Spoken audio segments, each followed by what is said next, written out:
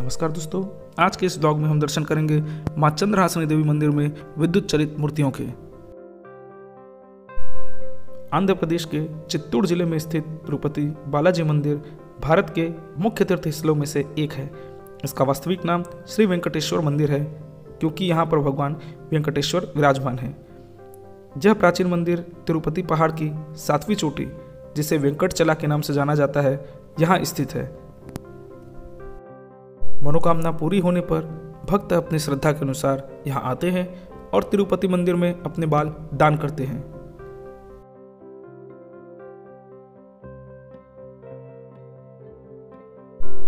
यह कहानी त्रेता युग के मातृ पितृ भक्त श्रवण कुमार की है।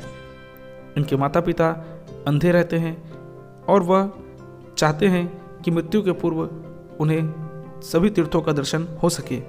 तब श्रवण कुमार एक कांवर बनाकर कंधे पर अपने माता पिता को ले जाते हैं और सभी तीर्थों का दर्शन कराते हैं।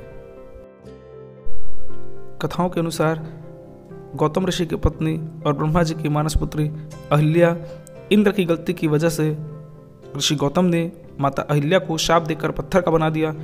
कालांतर में प्रभु श्री राम के चरण स्पर्श करके वह पुनः स्त्री बनी।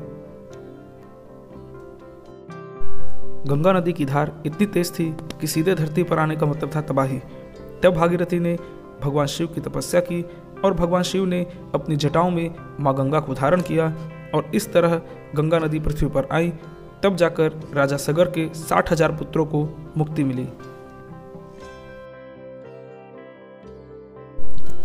भगवान राम को गंगा नदी पार कराने के पहले निषाद राज कहते हैं कि प्रभु, आपके पैरों को छूने से तो एक पत्थर भी अहिल्या माता में बदल जाता है, तो मेरी नाव का क्या होगा? पहले मैं आपके पैर धोऊंगा, उसके बाद ही आप मेरी नाव में चढ़ेंगे। ताड़का सुंदरवन में रहती थी। उसके प्रकोप से उस वन का नाम ताड़का वन पड़ गया। ऋषि मुनियों के यज्ञ में विघ्न डालने के कारण विश्वामित्र जी के कहने पर राम और लक्ष्मण जी ने ताड़का का वध किया।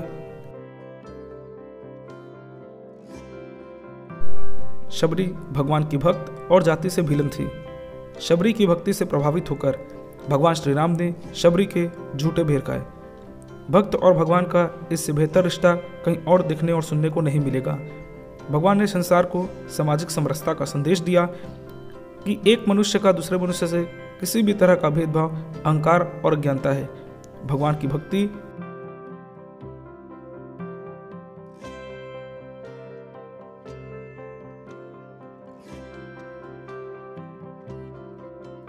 माता सती की मृत्यु के पश्चात भगवान शिव तपस्या में लीन हो गए।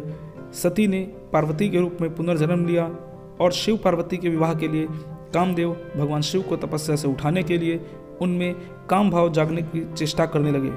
तब क्रोधित होकर भगवान शिव ने अपने तीसरा नेत्र खोला और कामदेव को भस्म कर दिया। भीम वन में द्रौपदी के लिए पुष्प लेने जाते हैं और रास्ते में लेटे वृद्ध वानर की पूंछ को भी नहीं हटा पाते, क्योंकि वह वीर हनुमान होते हैं। तब वीर हनुमान ने भीम को समझाया कि ताकत के साथ घमंड नहीं, विनम्रता होनी चाहिए। पुराणों के अनुसार शरद पूर्णिमा की सुहावनी रात को गोपियों के साथ भगवान कृष्ण ने मिलकर नृत्य ज्ञान किया था। इसे ही रासलीला के नाम से जाना जाता है। पूर्ववंशी राजा शिवी परोपकारी और धर्मात्मा थे।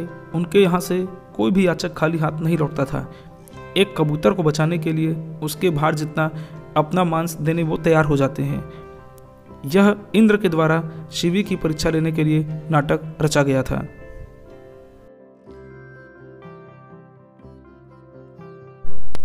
कामधेनु हिंदू धर्म में एक देवी हैं जिनका स्वरूप गाय का है।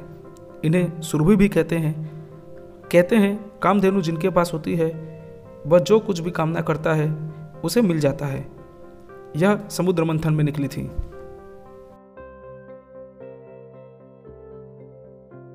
बाल कृष्ण के द्वारा मिट्टी खाने पर जब मां यशोदा उनके मुंह में झांक कर देखती हैं तो उन्हें सारे ब्रह्मांड के दर्शन उसमें होते हैं।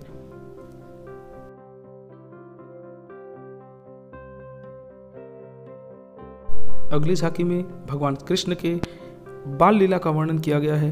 जिसमें वह अपने मित्रों के साथ मिलकर माखन चुराते हैं और माखन का आनंद लेते हैं।